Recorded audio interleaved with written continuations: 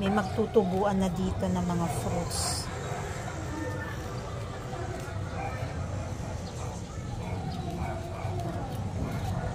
We need prune. Kaya manghinayang kung makakalbo siya. Eto, tingnan nyo to.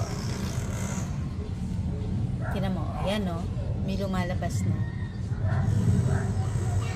So, kailangan i-prune siya. And this one din o. Yan. Kailangan tanggalin yung mga mga leaves. Sorry guys. Yan. Tingnan mo. Ganda, no?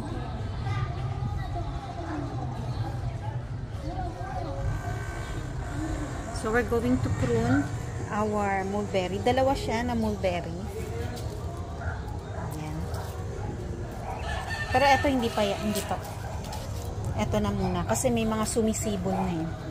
Ito. You see that? Ayan. So, let's see. In a few weeks time. Excited ako for the fruits. Thank you guys. Yun lang. Salamat.